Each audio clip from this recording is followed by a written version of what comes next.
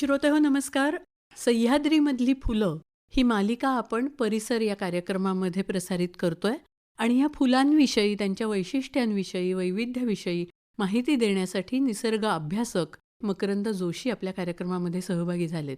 मकरंद, मागच्या भागात तू सांगितलंस की कशा प्रकारे कीटकांना वेठीस धरून आपलं हो, परागीभवन फुलं करून घेतात. हो. पण काही वेळेला असं पण आढळतं की ते जे कीटक असतात हं. ते खाऊन आपलं पोट भरताना दिसतात हो, झाडं.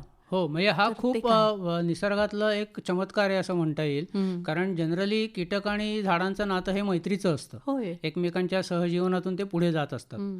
मग असं का होतं की कीटक खावेसे वाटतात झाडांना? तर त्यातलं एक वैशिष्ट्यपूर्ण झाड तुम्हाला कासच्या पठारावर बघायला मिळतं, हं. ज्याला ड्रोसेरा प्लांट असं म्हणतात किंवा संडीव प्लांट असंही म्हणतात. मराठीमध्ये कसं त्याला दिसतं? त्याची दव फुलं कशी असतात? मराठीत त्याला दवबिंदू म्हटलंय. बर. कारण झाडाच्या पानावरती किंवा फांद्यांवरती जसे दवबिंदू पडलेले असतात ना, तसं ह्या झाडावरती एक कायमचा दवबिंदूंचं जाळच जणू पसरलेलं बघायला मिळतं. म्हणजे हे झाड मुळात आकाराने खूप लहान आहे. आपले जेमतेम बोटाच्या आकाराचं ते झाड आहे.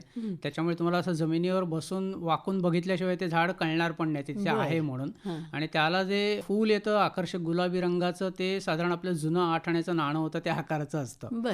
आणि त्या झाडाचं वैशिष्ट्य असं आहे की त्याच्या फुलाकडे आकर्षित होऊन कीटक तेव्हा ज्या झाडावरती येऊन बसतो, तेव्हा त्याच्या फांद्यांवरती जे दवबिंदूंसारखे थेंब असतात ते प्रत्यक्षात चिकट गोंदासारखे द्रव असतो तो.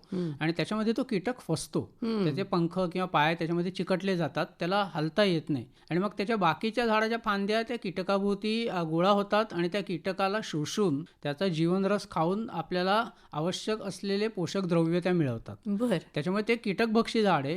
आता प्रश्न असा येतो हां, की की का हे असं? हे कशामुळे होत हां, असेल? हां. तर काससारख्या ठिकाणी जेव्हा ती झाडं अगदी कमी मातीच्या पठारावरती वाढत असतात, तेव्हा त्यांना इतर झाडांना जसे मातीमधून पोषक द्रव्य मिळतात तशी तिथे मिळू शकत नाहीत. बर. मग आपण जसं सप्लिमेंट घेतो तशा पद्धतीने हे सप्लिमेंट म्हणून कीटकांचा वापर करतात वा. आणि त्याच्याद्वारे ते आपल्याला आवश्यक असलेली पोषक द्रव्य मिळवतात.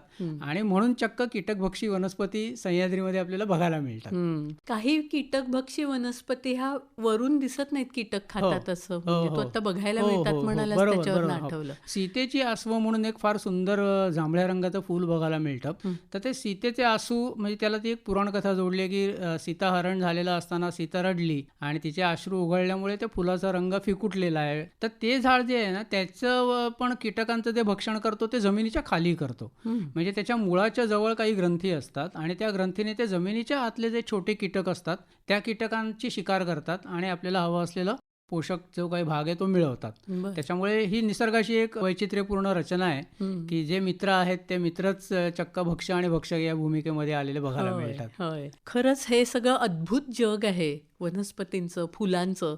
आणि आपल्या सुदैवाने आपण सह्याद्रीच्या रांगांमध्ये राहतो आणि हो, आपल्या अगदी जवळपासच हे सगळं आहे. हो, आणि त्यामुळे आता तिकडे बघायला जाण्याची पण उत्सुकता लोकांमध्ये असते आणि हो, फार मोठ्या प्रमाणात तिथे पर्यटक बघायला मिळतो हो, आपण गेलो हो, की. पण मग ह्या पर्यटकांनी काय काळजी घ्यावी हे तू आवर्जून सांगशील, हो. निसर्गाचा प्रेमी म्हणून? नक्कीच, नक्कीच. काय काळजी घ्यायची यातल्या अगदी प्राथमिक गोष्टी तर सगळ्यांनाच माहिती होय. असतात. पण उत्साहाने लोक अनेक वेळा ते वनस्पती तोडून किंवा फुलं तोडून घरी न्यायचा प्रयत्न करतात. तर ते नक्कीच करू नका. कारण तसं केल्यामुळे तुम्ही भविष्यातली तिकडच्या झाडांची संख्या कमी करताय होय. आणि ती झाडं तुमच्याकडे लागणार नाहीयेत. होय, कारण त्याच्यामुळे त्याची एक संरचना संरचना आहे आहे, ती ती तिथेच, कुंडीत आपल्या हां, नसते. ती तिथेच होऊ शकणार आहे. अगदी. त्याच्यामुळे ते जपण्यासाठी तिथेच ठेवणं आवश्यक आहे. अगदीच. मकरंद जोशी, तुम्ही कार्यक्रमात सहभागी झालात आणि सह्याद्रीमधल्या फुलांच्या वैशिष्ट्यांबद्दल इतकी सुंदर माहिती आपल्या श्रोत्यांना सांगितलीत. तुमचे आभार. धन्यवाद. आणि श्रोतेहो, याचबरोबर सह्याद्रीमधली फुलं ही मालिका इथे समाप्त होत आहे. रोहिणी पाटीलसह मी ज्योत्स्ना केतकर तुमचा निरोप घेते. ही आकाशवाणी मुंबई केंद्राची निर्मिती होती.